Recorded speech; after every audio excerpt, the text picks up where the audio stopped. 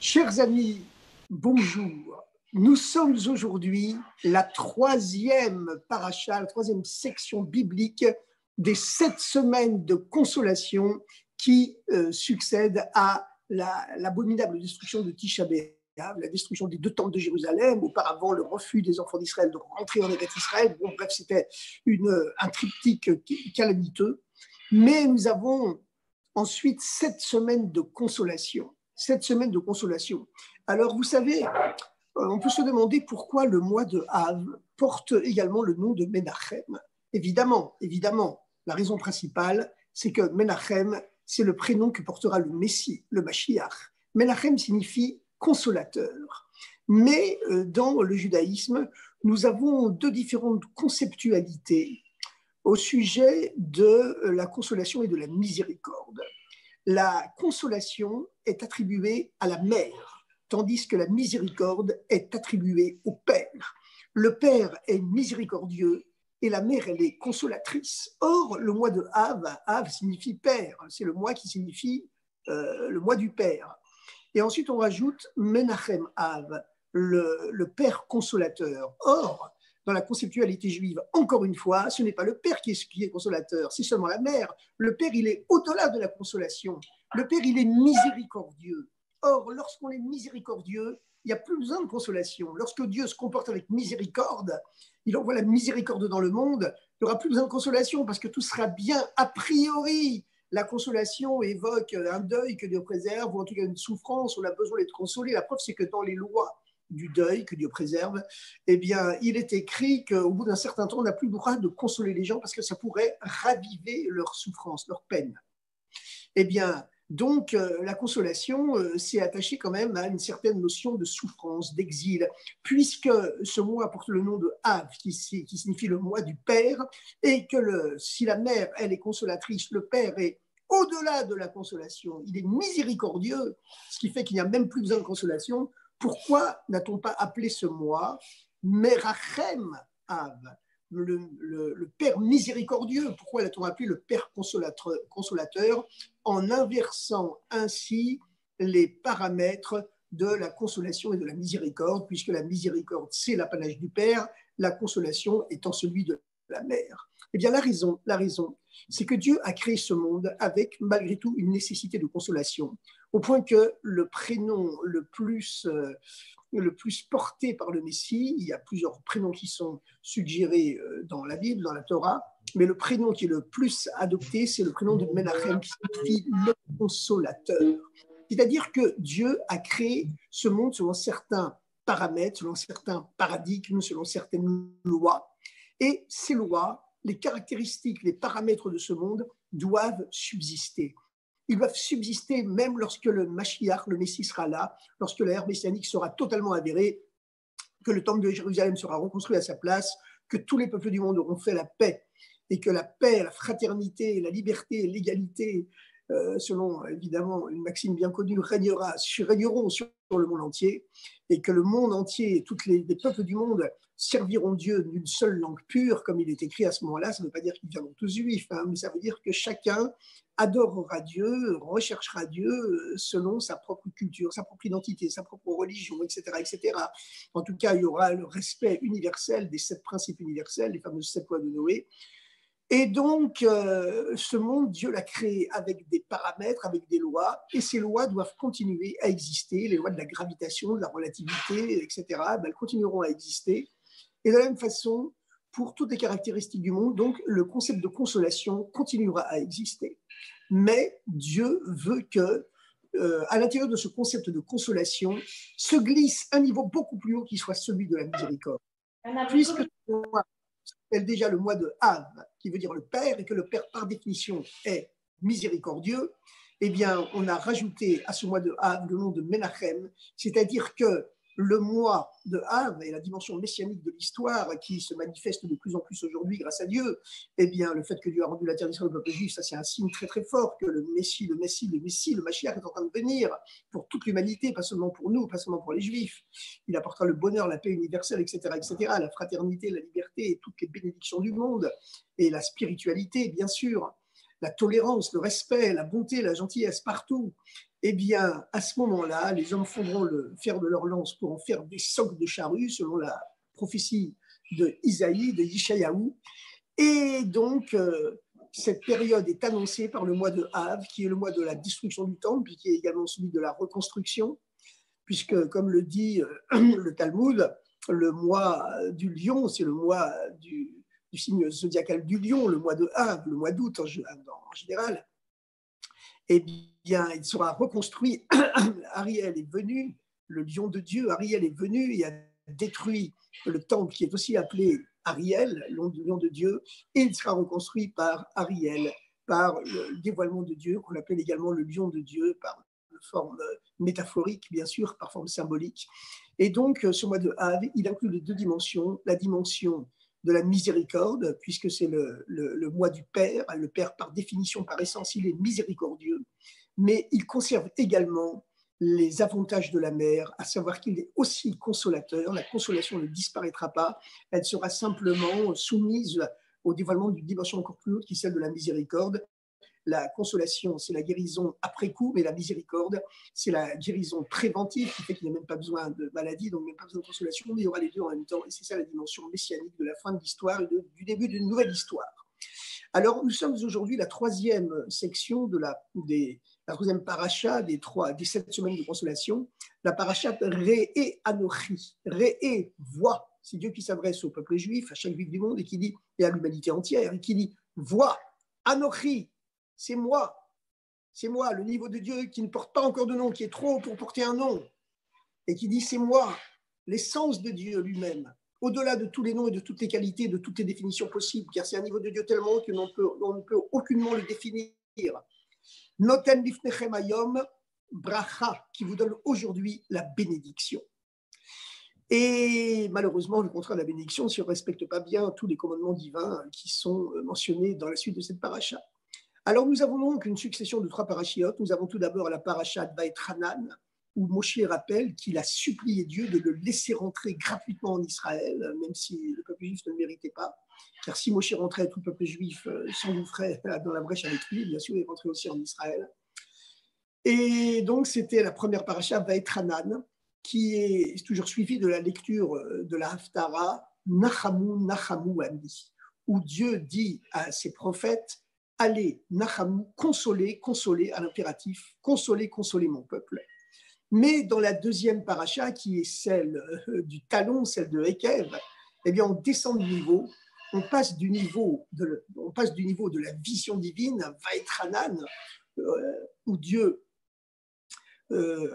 dit finalement à Moshe, écoute, c'est fini, ça arrête de me supplier. Et Moshe a continué quand même à supplier Dieu, bien que Dieu lui ait dit d'arrêter, parce que Moshe, il avait une vision divine qui était tellement belle, tellement forte, tellement puissante, qu'il ne pouvait pas s'empêcher de prier cette source de toutes les miséricordes.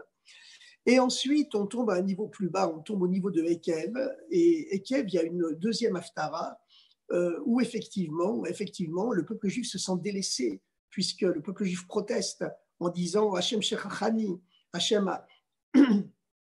Dieu m'a oublié, Dieu m'a abandonné. Hachem Azavani, Dieu m'a abandonné.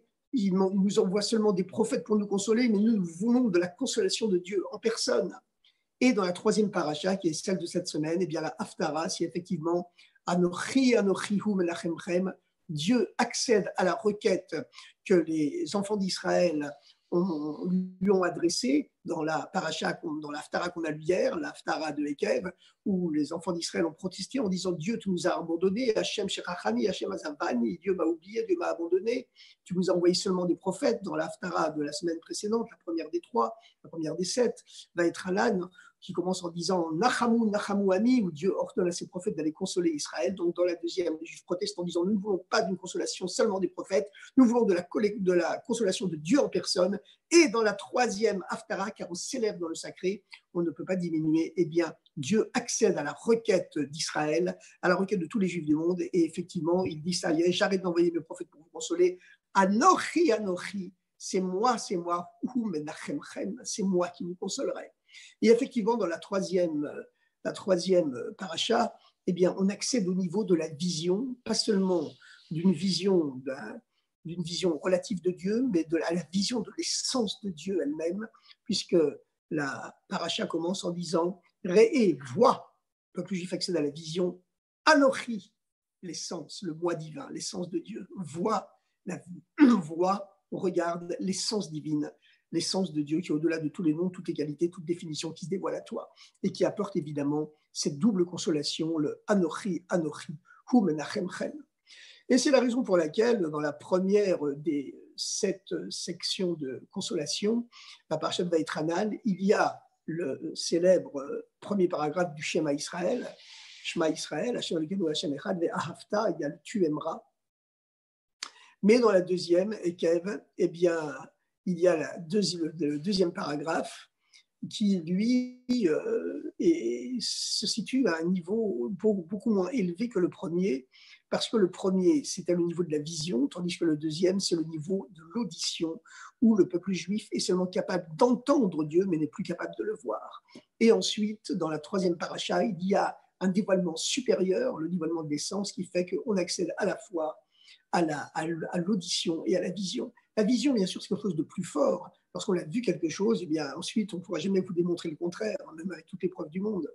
Mais lorsque on a l'audition, quelque part, c'est plus profond. Parce que la vue, elle s'impose à l'homme, tandis que l'audition, elle s'impose aussi à l'homme. Mais elle nécessite quand même un effort d'analyse. Et elle part de quelque chose de plus profond. C'est pour cela que tout ce qui est entendu par des disciples, eh bien, ça s'incarne beaucoup plus profondément à l'intérieur de soi, tandis que ce qui est vu simplement par les disciples, évidemment, le dévoilement est plus fort, il est plus lumineux, mais ça reste à un niveau qui est plus superficiel et qui est moins intériorisé. Or, dans la paracha de cette semaine, paracha Réé, on accède à la vision de l'essence, qui normalement ne peut que s'entendre, et donc c'est un niveau beaucoup plus haut, il y a tous les deux niveaux à la fois, qui correspondent effectivement au niveau du Mashiach. Alors, chers amis, nous allons célébrer ce soir une hiloula très importante, qui concerne tout le peuple juif, bien sûr, qui concerne un héros. Et ce héros, c'était un très grand maître, qui est le père du Rabbi, Rabbi Levi Yitzhak, qui a quitté ce monde le 20e jour du mois de Av, le 20e jour du mois de Av de l'année 1944. Il avait été déporté au Kazakhstan, aux confins de la Sibérie orientale, sur un ordre de Staline, évidemment, en 1939, parce que c'était un être indomptable qui ne baissait jamais la tête. Et lors des persécutions anti-religieuses qu'il y avait eu dans les années 30, à l'époque de Staline, il marche mauvais que son nom soit effacé. Vous savez que la gematria, elle avait leur numérique du nom de Staline. En russe, c'est la même que celle de Hitler. Et comme l'avait analysé d'ailleurs, c'est Rabbi Levi Yitzhak lui-même qui a dévoilé cette équivalence entre ces deux monstres de l'histoire, pas des monstres sacrés, hein, mais des monstres tout court. Ces deux monstres de l'histoire, l'un, Hitler, il marchait mauvais également, son nom, il savait voir soit effacé, et Shem Rechem Yirkav, que le nom des mauvais disparaisse, pourrissent et disparaissent. Eh bien, lui, il cherchait à éliminer les Juifs physiquement. Staline, au début, il ne voulait pas exterminer les Juifs physiquement. Il cherchait à les exterminer spirituellement en interdisant toute pratique et toute transmission du judaïsme à l'intérieur de l'URSS. L'un visait le corps, l'autre visait l'âme. Évidemment, les deux visaient à la disparition du peuple juif. Voilà, c'est clair, c'est évident. Et donc, le Rabbi Levi Yitzhak, le père du Rabbi, était Rav d'une communauté très importante à Dniepropetrovsk, sur les bords du fleuve, les bords du Dniepr, comme son nom l'indique, une grande ville industrielle où il y avait plus de 100 000 juifs qui habitaient. Et il y avait des tas de persécutions, des tas de mesures prises contre les juifs qui n'avaient plus aucun droit de pratiquer leur religion librement. À Pessah, par exemple, Rabbi Levi Yitzhak s'est élevé contre toutes les lois qui interdisaient la fabrication des matzot shmurot, les fameuses matzot faites à la main pour la fête de Pessah. Il a réussi à tenir tête au gouvernement, à imposer que ces fabricants de matzot, à lui, aillent les récolter et aillent les pétrir et à les faire cuire. Et il a tenu tête au gouvernement sur tous les plans, pas seulement pour Pessah, mais sur tous les plans de la vie. Il a mis sa vie en danger jusqu'à ce que finalement il soit condamné à la déportation. Et la déportation, la Torah dit quelque part, c'est pire que la mort, parce qu'on est vivant, puis en même temps on est coupé de tout ce qui nous est cher. Il était déporté dans un petit hameau du sud du Kazakhstan où il n'y avait absolument rien, pas de commerce, aucun juif qui vivait là-bas. Il était seul et sa femme a effectué le grand voyage à travers le transsibérien après 3 semaines de train pour le rejoindre.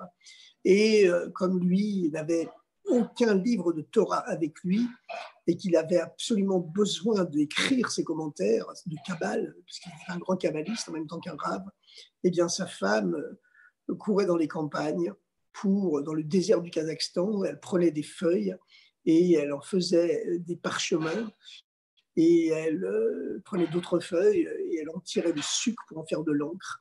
Et avec ce peu d'encre, ce que la rabbinite Rana, son épouse, lui faisait, eh bien, Rabbi Levi Yitzhak, eh bien, il écrivait ses commentaires de façon évidemment très restreinte, des commentaires de Kabbale sur le Chumash, le Tanakh et le judaïsme en général. Et de façon miraculeuse, ces commentaires de Rabbi Levi Yitzhak, après sa mort, par microfilm ou par d'autres façons illégales, ont réussi à sortir du RSS et le Rabbi a consacré de nombreux volumes à des commentaires sur justement les écrits de Kabbale de son père. Alors, vous voyez, c'est toute une histoire de sacrifice, de Messirut Nefesh, de sacrifice de soi auquel nous ramène cette époque. Rabbi Levi Yitzhak avait connu l'époque des pogroms tsaristes. On raconte que lors d'un pogrom, tous les habitants de l'immeuble s'étaient barricadés chez eux et Rabbi Levi Yitzhak avait dit à tous les juifs qui étaient cachés avec lui, ne fermez pas les portes, laissez-les entrouvertes. Et donc, les pogromistes avaient défoncé toutes les portes fermées. Et voilà, ils s'en étaient pris évidemment à tous les habitants. Et ils n'avaient pas tenté de rentrer dans la maison où la porte était restée ouverte, où se trouvait Rabbi Levi Yitzhak. À la même époque, d'ailleurs, on raconte, je ne sais pas si c'était cette fois-là ou à une autre occasion, mais un enfant s'était mis à pleurer. Un tout petit enfant s'était mis à pleurer alors que tout le monde s'était caché pour échapper au pogrom. Vous savez, dans ces cas-là, les gens s'agitent et puis il faut absolument faire taire l'enfant. Mais comment le faire taire? Il y a eu des cas terribles pendant la Seconde Guerre mondiale, dans les ghettos de Varsovie, où les gens exigeaient qu'on étouffe l'enfant pour que tout le groupe, plusieurs dizaines de personnes, soit préservé. Et finalement, ce qui s'est passé, c'est qu'il y a eu un enfant de 3-4 ans, qui était parmi tous les enfants réfugiés ici, pour échapper à ce pogrom, qui s'est mis à distribuer des petits bonbons, des petits morceaux de sucre ou des petites pièces d'argent, des petits sous à tous les petits enfants qui étaient là et qui commençaient à pleurer, et qui a réussi à les calmer de cette façon toute simple. Et c'était le rabbi qui avait moins de 5 ans, le futur Rabbi de Lubavitch. Donc, c'était une époque dure, évidemment, que Rabbi Levi Yitzhak a connue, à l'époque du pogrom du Tsar. Mais lorsqu'ensuite il y a eu le communisme, c'était encore pire. C'était encore pire. Comme on l'avait demandé au Rabbi Rachab, le Rabbi de Lubavitch de l'époque, qui était le Rabbi de Rabbi Levi Yitzhak. Le Rabbi Rachab a quitté ce monde en 1920, mais profondément, il est toujours resté le Rabbi de Rabbi Levi Yitzhak. Et on avait demandé au Rabbi Rachab lors de la révolution russe, vous êtes pour qui? Pour les rouges, les communistes, ou pour les blancs, les tsaristes? Il avait répondu pour les blancs, les tsaristes. On lui a dit, mais pourquoi? Les tsaristes, ils font plein de pogroms, alors que lorsque les communistes arrivent dans un endroit, ils sécurisent la région et les pogroms s'arrêtent. Il a répondu, le Rabbi Rachab a répondu très justement, avec les blancs, notre vie est en danger, mais avec les rouges, on ne pourra plus vivre du tout. Et c'est ce qui s'est passé, puisqu'ils ont interdit toute pratique du judaïsme en URSS. Ils démolissaient même les cimetières, même les enterrements étaient interdits. On ne parle pas des circoncisions, des bar mitzvahs, des mariages juifs. Tout cela était impossible à réaliser. Il fallait le faire dans la clandestinité. Et une clandestinité s'est maintenue, effectivement, pendant toutes ces années d'avant la Seconde Guerre mondiale. Puis, pendant la fin de la Seconde Guerre mondiale, 200 familles Lubavitch ont réussi à fuir l'URSS grâce à des faux passeports, parce qu'il y avait eu des transferts de population avec la Pologne. Les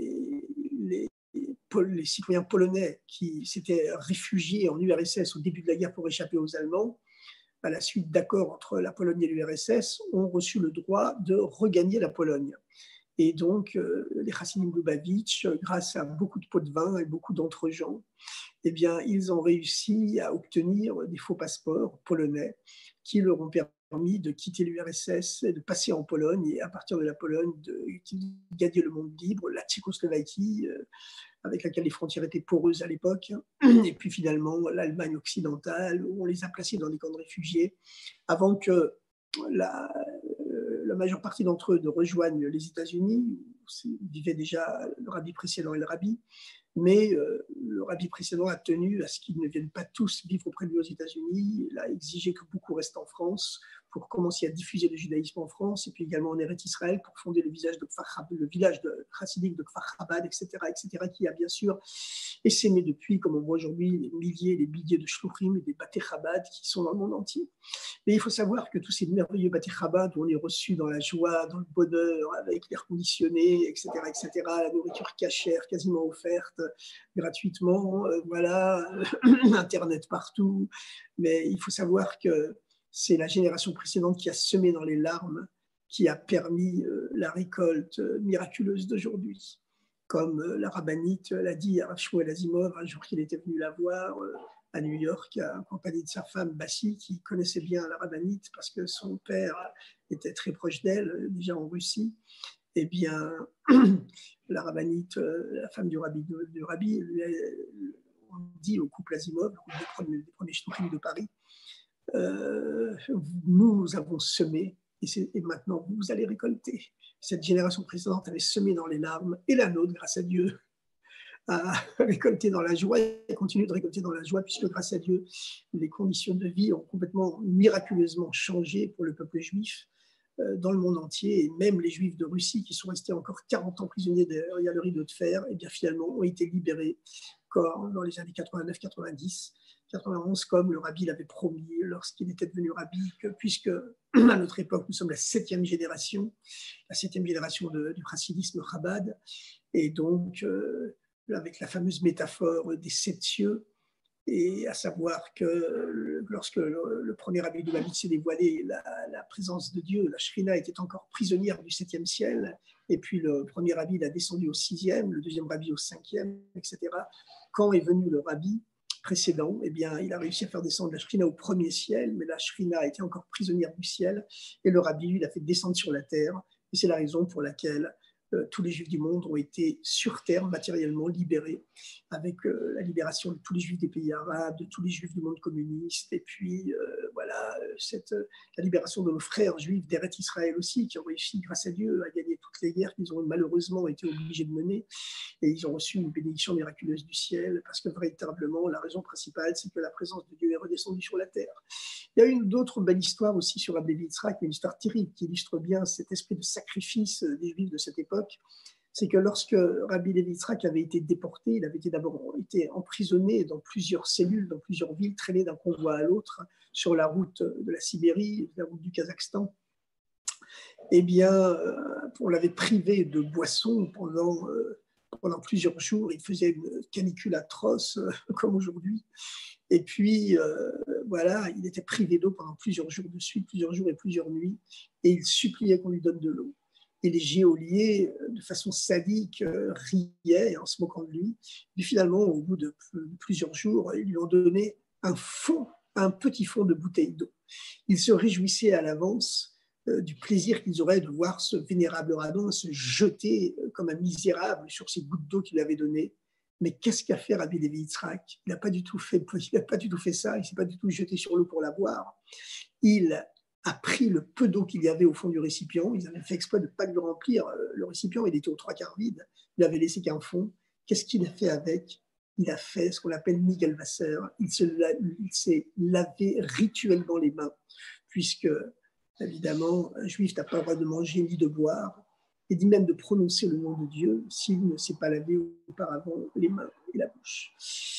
puisque l'homme est fait à l'image de Dieu, il doit toujours avoir un visage et une bouche et des mains propres, car les 10 doigts de la main sont également créés à l'image des 10 sphirotes célestes, les 10 qualités de Dieu, les 10 réceptacles divins par lesquels Dieu diffuse sa lumière dans le monde entier.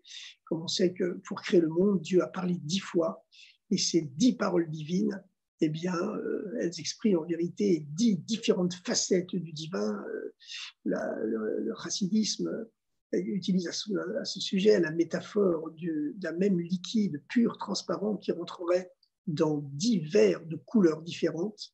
Et c'est ainsi que Dieu apparaît à travers ces 10 sphirotes, à travers ces 10 attributs, ces 10 définitions de lui-même. Il apparaît à travers 10 couleurs différentes, la couleur de la bonté, la couleur de la sévérité, la couleur de la miséricorde, qui est un mélange à la fois de la bonté et de la sévérité, bien qu'elle penche toujours vers la bonté, etc., pour ces 10 sphirotes. Et les mains de l'homme sont à l'image de ces 10 sphirotes. L'homme tout entier, d'ailleurs, est à l'image de ces 10 sphirotes, puisque toute cette structure spirituelle des 10 qualités divines par lesquelles Dieu crée le monde en permanence du néant à l'être, eh bien chaque être humain les a en lui. Et c'est ce que la Torah veut nous dire en disant que l'homme est créé à l'image de Dieu. Mais même physiquement, le corps humain est basé aussi à l'image de ces 10 sphirotes, avec la tête, avec les bras qui représentent la sphira, la main dont le bras droit, c'est l'expression terrestre de la bonté divine, le bras gauche, c'est la sévérité divine, et le tronc, c'est, je trouve, le cœur, et bien, c'est la miséricorde divine, etc., etc. Alors donc, chers amis, voilà, nous sommes aujourd'hui Parashat Re'eh, et c'est évidemment un temps propice. Vous savez, il y a des moments où se dévoilent avec une grande force les bénédictions divines.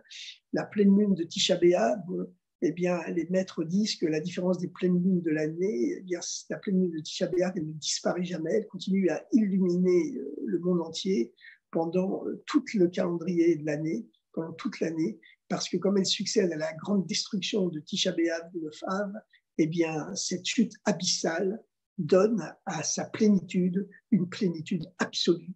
Eh bien, nous souhaitons donc que cette plénitude absolue nous aide à dévoiler cette étincelle du Messie que nous avons tous en nous, chaque être humain, qu'il soit juif ou non juif d'ailleurs, et à qui il possède en lui une étincelle du Messie, et avec toujours plus de bonté et plus de gentillesse, nous réussirons avec l'aide du bon Dieu, et elle est là certainement à dévoiler cette étincelle messianique que nous avons en nous et à diffuser la parole du Messie, la parole du Mashiach et ses enseignements dans le monde entier en ce merveilleux été. Et vous savez que le réchauffement planétaire, c'est un signe de plus de l'avènement messianique, car historiquement, les cycles de réchauffement solaire sur le temps long, il est arrivé des périodes dans l'histoire où le soleil a réchauffé la Terre pendant plusieurs siècles, plus que d'habitude. Il y a des cycles d'intensité solaire supérieurs à d'autres. Eh bien, les cycles d'intensification du rayonnement solaire ont toujours coïncidé avec d'énormes progrès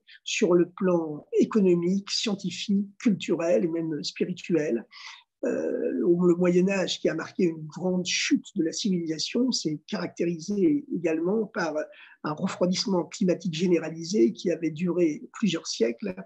Et aujourd'hui, puis il y a eu d'autres réchauffements climatiques beaucoup plus impressionnants qui s'étaient produits au début de l'Antiquité. C'est ce qui a marqué véritablement le passage à la civilisation, ce réchauffement climatique qu'il y avait eu dans la très haute Antiquité, plusieurs milliers d'années l'ère commune, et bien sûr, où il est produit par une intensification du rayonnement solaire, pas seulement par la pollution, mais certainement, il est le présage de ce temps où la sainteté de la terre d'Israël se propagera au monde entier, comme il est écrit qu'à ce moment-là, toute la terre sera sainte, car la sainteté de la terre sainte sera propagée au monde entier.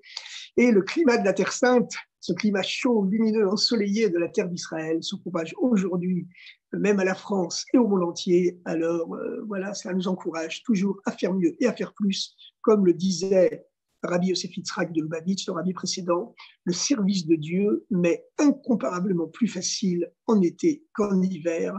Et voilà, tous ceux qui s'occupent à mettre les tefilines aux Juifs dans les rues le voient très facilement, puisqu'en été, tout le monde a des manches courtes, et bien les gens acceptent encore plus facilement de mettre les tefilines. Et comme on sait que les tefilines, eh bien, ils concentrent en eux-mêmes tout le sens et toute la pratique du judaïsme, c'est un signe effectivement de plus